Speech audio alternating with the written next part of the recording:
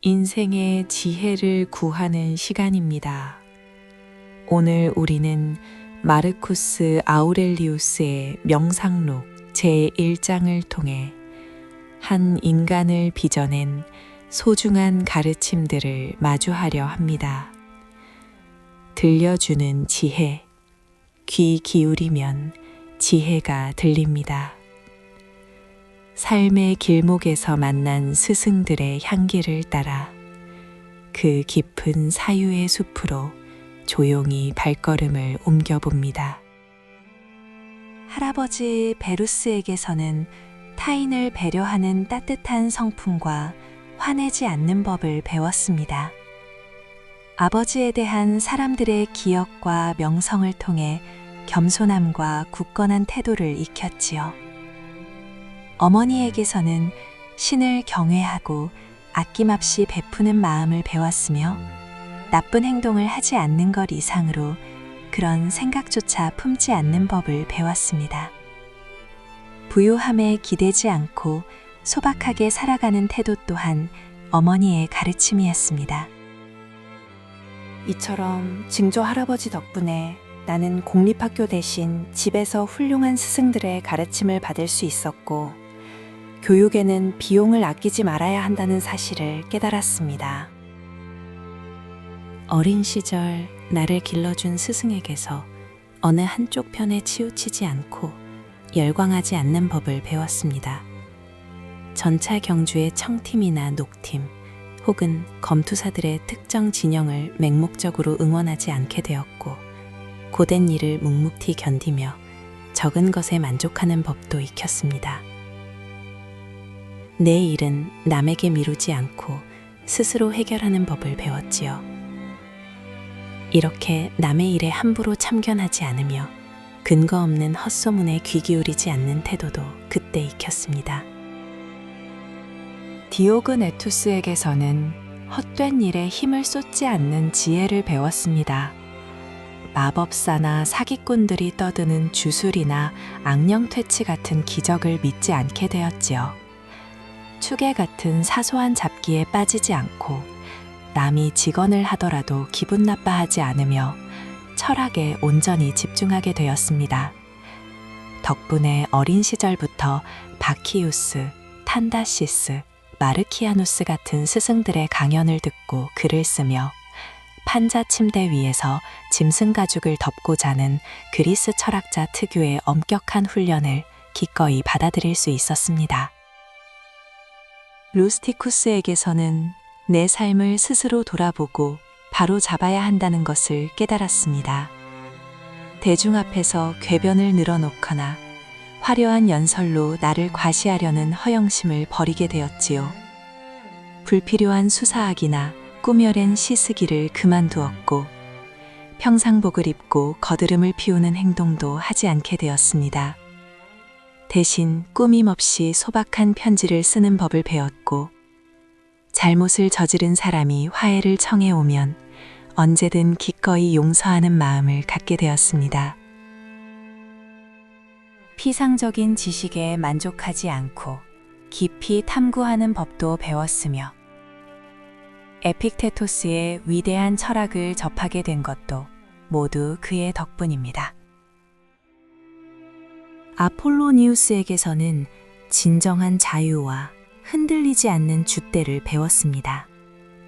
오직 이성과 올바름만을 따르며 극심한 고통이나 자식을 잃은 슬픔 혹은 길고 지루한 병치레 속에서도 늘 한결같은 사람이 되는 법을 그는 직접 보여주었지요. 무언가를 열정적으로 가르치면서도 결코 여유를 잃지 않았고, 어리석은 사람들을 대할 때도 짜증내지 않았습니다.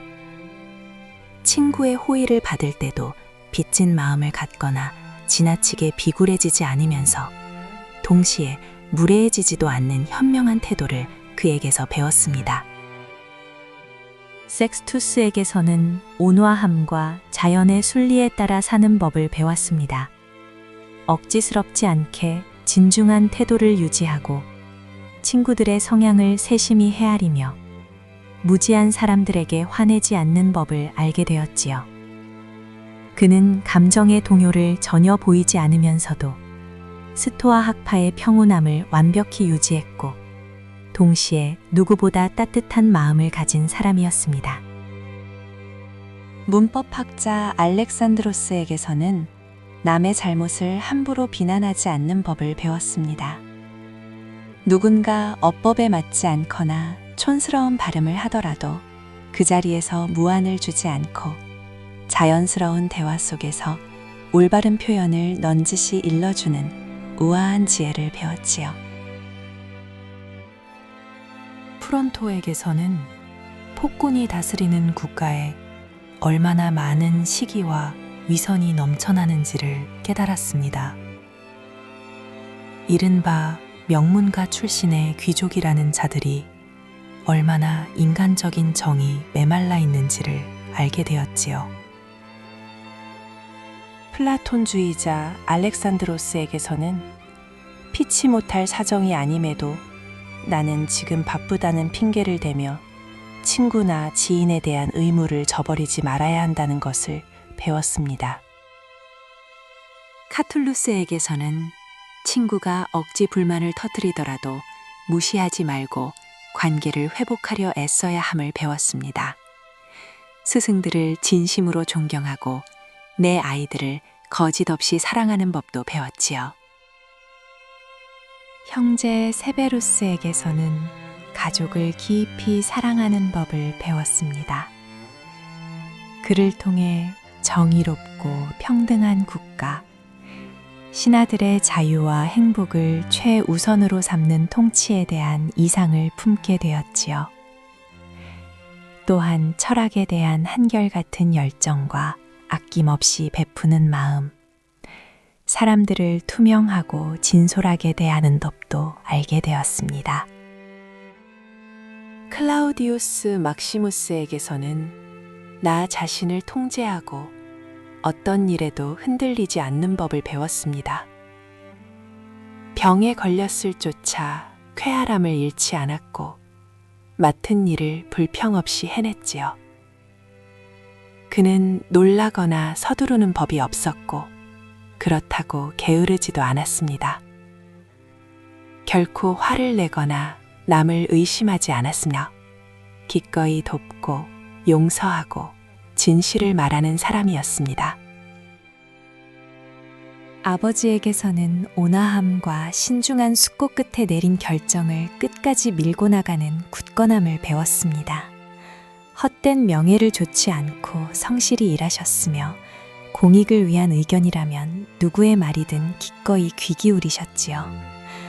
각자의 공로에 따라 공정하게 대우하셨고 특권의식을 부리지 않으셨습니다. 칭찬이나 아첨에 흔들리지 않고 국가의 재정을 꼼꼼히 살피셨으며 부당한 비판도 묵묵히 감내하셨습니다. 신을 향한 미신에 기대지 않았고 대중의 인기에 영합하지 않으셨습니다. 주어진 풍요로움은 불안해하지 않고 즐겼으며 그것이 없을 때도 결핍을 느끼지 않으셨습니다. 아버지는 진정한 철학자를 존경하셨고 자신의 몸을 적절히 돌보아 의사에게 의존하는 일이 거의 없었습니다. 신들로부터 훌륭한 조부모와 부모님, 좋은 누이와 스승, 따뜻한 가족을 얻은 것에 감사드립니다. 수사하기나 시쓰기에 큰 재능이 없어서 오히려 다행이었습니다. 만약 재능이 있었다면 거기에 얽매여 철학을 놓쳤을지도 모릅니다. 육체의 유혹에 빠지지 않고 청춘을 지킨 것, 훌륭한 아내를 만난 것, 피를 토하거나 현기증이 날 때 꿈을 통해 치유의 도움을 받은 것, 이 모든 것이 신의 은총이 아니었다면 불가능했을 것입니다. 매일 아침 스스로에게 이렇게 말하십시오. 오늘 나는 참견하기 좋아하고 배은망덕하며 오만하고 시기심 많고 이기적인 사람들을 만날 것이다. 그들이 그렇게 행동하는 이유는 무엇이 진정 선하고 악한 것인지 무지하기 때문입니다. 하지만 나는 선의 본질이 아름다움이며 악의 본질이 추함이라는 것을 압니다. 그들 역시 나와 같은 이성과 신의 조각을 나누어 가진 나의 형제들입니다. 그러니 나는 그들로 인해 상처받지 않습니다. 우리는 위아래 치아나 두 손과 발처럼 서로 협력하도록 태어났습니다. 서로 미워하고 배척하는 것은 자연의 이치에 어긋나는 일입니다. 나란 존재는 그저 고깃덩어리와 숨결, 그리고 이 모든 것을 통제하는 이성으로 이루어져 있습니다. 책을 덮고 더 이상 마음에 혼란을 주지 마십시오.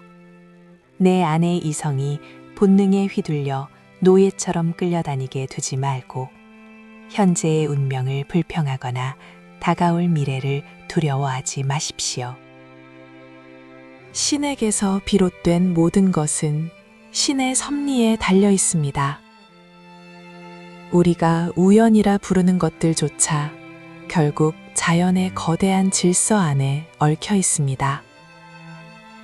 우주 전체를 위해 필요한 일이라면 그 일부인 나에게도 당연히 이로운 일이지요. 이 진리를 가슴에 새기십시오.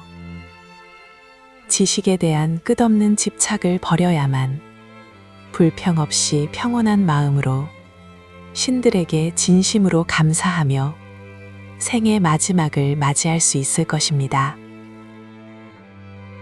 오늘 우리는 삶의 깊이와 철학적 여정을 되새겼습니다. 각자의 길에서 진리를 찾고 신에게 감사하는 마음으로 나아갑시다. 들려주는 지혜였습니다.